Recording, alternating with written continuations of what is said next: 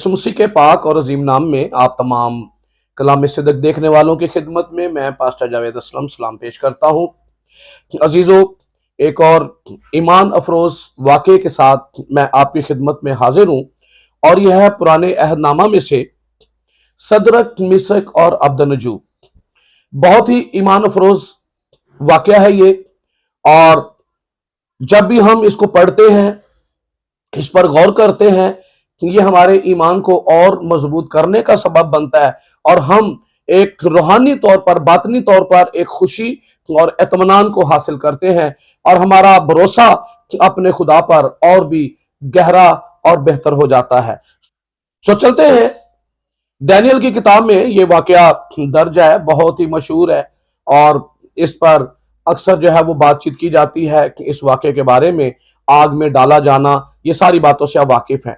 उनमें से चंद बातों की तरफ मैं आपकी तवज्जो दिलाऊंगा। हुक्म यह जारी हुआ बादशाह की तरफ से, उसने ख्वाब देखा था, उसमें एक मूरत को देखा था, तो उसने वो एक मूरत ऐसी बनवा दी और पूरे बाबल में ये अनाउंस हो गया कि उस मूरत के सिवा और कोई किसी और खुदा की परस्तिश नहीं की जाएगी। सो लोग जब साज बजाए जाते, लोग उसके सामने झुकते और उसे सजदा करते, उसके सामने झुक जाते और उस मूरत की परस्तिश करते थे। लेकिन देखा यह गया कि जब साज बजे और लोग उसके सामने झुक गए, सजदा रेज हो गए, लेकिन तीन शख्स सदरक, मिसक और अब्दनजू वो उस मूरत के आगे नहीं झुके। तो बादशाह ने देखा तो बादशाह नहायत गजबनाक हुआ, क्योंकि यह बादशाह की इंसल्ट है, बादशाह के हुक्म को तोड़ा गया है, उसकी हुक्मदूली की गई है, तो लिहाजा उसकी सजा जो है वो ये मुकर्रर की गई कि जो कोई उस मूरत को सजदा नहीं करेगा उसे आग में डाला जाएगा, आग की भट्टी में डाला जाएगा। और जब इन तीनों ने उस मूरत को सजदा करने से इनकार कर दिया, वो उसके आगे झुके नहीं, तो बादशाह ने उनको मुहातब करके कहा कि सुनो, तुम्हें एक चांस दिया जाता है, एक मौका दिया जाता है। अब अगर तुम जब साज बजाए जाए तो उस मूरत के आगे झुको, सजदा करो तो खैर, नहीं तो उसी वक्त आग की जलती भट्टी में डाल दिए जाओगे। गौरतलब बात यह है कि उसने एक दावा किया है, और दावा क्या था? कौन सा माबूद मेरे हाथों से तुम्हें छुड़ाएगा? कौन सा माबूद? इसका मतलब यह है कि इससे पहले आग में लोग डाले गए, क्योंकि यह अचानक या उसी वक्त ये भट्टी तैयार नहीं की गई, यह पहले से तैयार है। और बादशाह ने उसे, उन तीनों को मुहातब करके कहा कि याद रखना इस बात को कि तुम उसी वक्त तक सजदा ना करोगे तो आग में डाले जाओगे। और साथ में यह भी कह दिया कि कौन सा माबूद, यानी कोई ऐसा माबूद नहीं जो तुम्हें मेरे हाथ से छुड़ा सके। इसका मतलब यह कि वो किसी ऐसे खुदा से वाकिफ नहीं था कि जो आग से बचा सकता है, वो ऐसे खुदा से वाकिफ नहीं था जो अपने लोगों के लिए समंदर से रास्ता बना सकता है, समंदर को दो हिस्से कर सकता है, वो इससे भी वाकिफ नहीं था। वो ऐसे खुदा से वाकिफ नहीं था जो 300 से बड़ी बड़ी फौजों को जो है वो हरवा देता है, शिकस्त दिलवा देता है। तो उसने ये दावा किया कि कोई माबूद, कौन सा माबूद मेरे हाथ से तुम्हें बचाएगा? और सदरक, मिसक और अब्दनजू तीनों कहने लगे, ऐ बादशाह, इस अमर में हम तुझसे बात करना जरूरी नहीं समझते। इसका मतलब यह है कि तू हमें ये जो बातें कहकर डरा रहा है, सो हम तेरी बातों से डरने वाले नहीं, यानी कि हम तेरी मूरत को सजदा नहीं करेंगे। हमारा खुदा हमें बचाने की कुदरत रखता है, और नहीं तो, यानी उनका फैसला क्या है कि हमारा खुदा छुड़ाता है, हमारा खुदा बचाएगा, लेकिन नहीं तो, इसका मतलब अगर ना भी बचाए तो हम तेरी मूरत को फिर भी सजदा नहीं करेंगे, मर जाएंगे लेकिन तेरी मूरत को सजदा नहीं करेंगे, बल्कि हम अपने खुदावंद खुदा ही को सजदा करेंगे। यह बात होती है पहचान की, यह होती है तालीम की, यह होती है तरबियत की, कि ये जवान बाबल में आए, कहां से? यहूदा से लाए गए हैं असीर करके, और यहां पर इस कदर जहां कोई उनका हामी नहीं, कोई उनकी तरफ का नहीं है, और डटाई के साथ खड़े हैं, क्योंकि वो जानते हैं कि इस मुल्क में हमारा कोई हामी हो या ना हो। इंसानों की तरह वो देख ही नहीं रहे, वो किसी इंसान पर तवक्कल कर ही नहीं रहे, और बहुत दूर यहूदा से उन्हें यहां पर बाबल में ले आया गया है और यहां पर वो असीर करके लाए गए।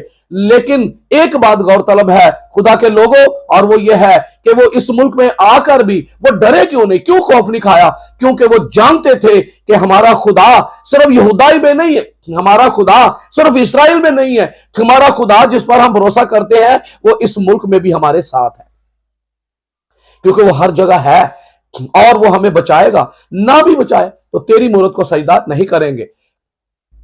नबूकदनेस्सर नहायत गुस्से में आ गया और उसने कहा, अच्छा, कौन सा मबूद कोई ऐसा नहीं है जो मेरे हाथ से छुड़ाए? वो गुस्से में आया, तैश में आया, गजब में आ गया और उसने हुक्म किया कि आग को और तेज कर दिया जाए ताकि इनके बचने की कोई गुंजाइश ही ना बचे, कोई रहे ना।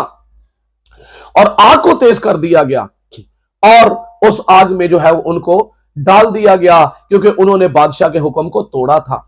उन्होंने बादशाह के हुक्म की परवाह नहीं की है, क्योंकि उन्हें अपने खुदावंद खुदा के हुक्म अजीज हैं। ज़बूर नवीस कहता है, मुझे तेरे हुक्म अजीज हैं, मैं तेरे आइन में मसरूर रहूंगा। ये है वो लोग जो खुदा के कलाम से मोहब्बत करते हैं, जो उसके हुक्मों पर चलते अमल करते हैं। और नए अहदनामा में यूहन्ना की इंजील में लिखा है कि जो कोई मुझसे मोहब्बत करेगा वो मेरे हुक्मों पर अमल करेगा। आज लोग दावा करते हैं कि हम मोहब्बत करते हैं, पर साबित नहीं कर पाते। साबित ये लोग कर रहे हैं कि अपने खुदा से किस कदर मोहब्बत करते हैं, कि किस कदर अपने खुदा का खौफ अपने दिलों में रखते हैं, कि वो खुदा के सिवा किसी और को सजदा करने के लायक समझते ही नहीं है। और वो आग में डाल दिए गए। और थोड़ी देर में पता चला कि हमने तो 3 लोगों को डाला था, लेकिन ये क्या, अंदर तो 4 नजर आ रहे, हमने तो 3 को डाला है।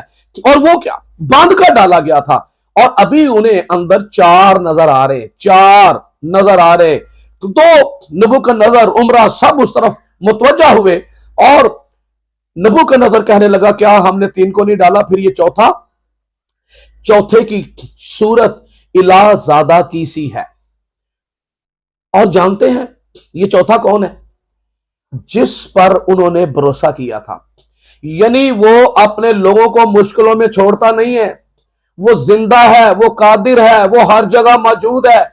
जहां पर उसे पुकारा जाएगा, जो कोई इस पर भरोसा करेगा वो उसकी मदद के लिए उसके पास खड़ा होगा। ज़बूर 91 में पढ़िए, लिखा है, वो मुझे पुकारेगा और मैं उसे जवाब दूंगा, मैं उसके साथ रहूंगा, मैं उसे छुड़ाऊंगा। ये हमारा खुदावंद खुदा है जिसके वादे सच्चे और हां के साथ हैं।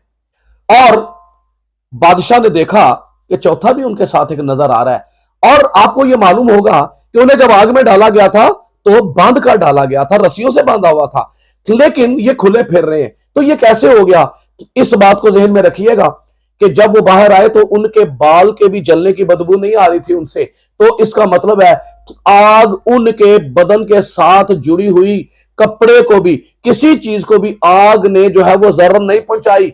रस्सियों को भी उन्होंने, ये मेरा ख्याल है कि रस्सियों को भी उस आग ने नहीं जलाया, उनके कपड़े भी नहीं जले, उनके बाल, उनका बदन का एक एक हिस्सा जो है वो सलामत है, रस्सियां भी जो है वो नहीं जली होंगी। और चौथा जो मौजूद हुआ उसने आकर उन रस्सियों को खोला और उसके बाद वो ऐसे टहल रहे कि जैसे कोई बगीचे में टहलता है, किसी पार्क में टहल रहा होता है। और बादशाह हैरान हुआ, उसने आज से पहले ये मंजर नहीं देखा, उसने इससे पहले देखा ही नहीं है कि कोई इस तरह से आग में चलता फिरता हो। और बादशाह को अपना ही सवाल जो है वो याद था, कौन सा माबूद तुम्हें मेरे हाथ से छुड़ाएगा? उसे अपने सवाल का खुद ही जवाब मिल गया। कहने लगा, सदरक, मिसक और अब्दनजूक, जिंदा खुदा के बंदो बाहर आओ। और कहने लगा, सदरक और मिसक और अब्दनजूक का खुदा मुबारक है कि जिसने अपने बंदों को आग में से भी बचा लिया है। अब उसे पता चल गया कि कोई एक ऐसा खुदा है जो मुझसे जोरावर है। मैं हाकिम हूं, पर कोई एक है जिसका हुक्म और जिसका इख्तियार आग पर भी है, जिसका इख्तियार पानियों पर भी है। यह बात है समझ की। और उसके सवाल का जवाब मिल गया। खुदा हमें इन दुखों से गुजरने देता है, खुदा मुश्किलात से जाने देता है। मेरा ख्याल है उनकी पहचान ये थी कि खुदा छुड़ा लेता है, बचा लेता है, लेकिन ये आग में डाल ले जाने के बाद बचाने वाली शायद वो नावाकिफ थे। लेकिन आज उनको ये भी तजुर्बा हुआ कि आग में चले भी जाएं तो कोई प्रॉब्लम नहीं है, क्योंकि वो कह चुके थे कि हमारा खुदा ना भी बचाए तो हम तेरी मूरत को सजदा नहीं करेंगे, यानी आग में डाले जाए, मर जाए, तेरी मूरत को सजदा तो हमने नहीं करना। पर जिस पर उन्होंने भरोसा किया तो उस खुदा ने उसको नबूकदनेस्सर को भी जवाब देना था, क्योंकि उसे पता ही नहीं है कि कोई और ऐसा माबूद है जो छुड़ा सकता है, बचा सकता है। तो फिर उनके खुदा ने आग में से बचाकर साबित किया कि मैं ही अकेला खुदा हूं जो कायनात को जिसने बनाया है, तो मेरा हुक्म पानियों पर भी और आग पर भी और आंधियों पर भी और हवा पर भी चलता है। लोग छोटी छोटी बातों में दिल बर्दाश्त हो जाते हैं, जॉब छूट जाती है पता नहीं क्या हो जाएगा, घबरा जाते हैं, छोटी सी 2 दिन बुखार आ जाए अंदर मायूसी चलना शुरू हो जाती है, अजीब अजीब ख्याल लोगों के आना शुरू हो जाते हैं, पता नहीं क्या हो जाएगा। याद रखिए ये ईमान की कमी है। और ईमान की कमी क्यों है? ईमान सुनने से पैदा होता है और सुनना मसीह के कलाम से। ये यहां पर आके मजबूत नहीं हुए, ये यहूदा ही में खुदा के कलाम पर तवज्जो करने वाले थे, कि ये खुदा के कलाम को पढ़ने वाले थे, उस पर गौर करने वाले थे, और ये यहूदा ही से अपने खुदा की पहचान लेकर बाबल में आए हैं। और जब यहां वास्ता पड़ा तो उनका कोई हामी नहीं, पर उनका खुदा उनके साथ था। सो खुदा के लोगों, हमारे लिए आज इसमें से लेसन क्या है कि हमारे खुदावंद का वादा है, देखो मैं दुनिया के आखिर तक हमेशा तुम्हारे साथ हूं, और वो छोड़ता नहीं है, तो वो मुसीबतों में साथ रहता है, तो वो गुजरने देता है ताकि हम अपने ईमान में बढ़े और अपने ईमान के तजर्बा से गुजरकर हमारा ईमान जो पहले इतना होता है वो इससे बढ़ जाता है। यानी खुदा चाहता है कि हमारा ईमान बढ़ते बढ़ते यहां तक पहुंचे कि हमारा ईमान कामिल हो जाए, जिसमें जरा सी भी शक की गुंजाइश ना रहे। ये ज़बूर नवीस कहता है मैं खुदावंद के बारे में कहूंगा। ज़बूर नंबर 91 के अंदर ज़बूर नवीस कहता है मैं खुदावंद के बारे में कहूंगा, और वही कह सकता है जिसके पास पहचान है। सो खुदा के लोगों, आज का ये पैगाम इसलिए है ताकि हम इस वाक़े को याद करके, लिखा है उसकी रहमतों को याद किया करो, उसकी कुदरत के कामों का जिक्र किया करो। उससे होता क्या है, हम जब तकलीफ में आते हैं तो हमें भी ये बात हमारे अंदर जब चलना शुरू हो जाती है कि हमारा खुदा तो कादिर है। जिस तरह से उसने इसराइलियों को समंदर को 2 हिस्से करके मिस्रियों से बचाया और उन्हें ले आया, तो किस तरह से कड़वे पानी को खुदा ने मीठा कर दिया, और किस तरह से बियाबानों में उनके लिए मन बरसाता रहा। जब हमें जॉब की कमी हो, तंगदस्ती आए, याद करना जहां ना बोना था ना काटना था, बियाबानों में थे और आसमान से मन बरसाकर खुदा उन्हें सैर करता रहा और उन्हें पिलाता रहा। यह हमारा खुदा ही है। सो आओ अपने खुदा पर भरोसा करना सीखे जो हमें हर तरह के हालात में संभालता है। खुदा आपको बरकत दे। आमीन।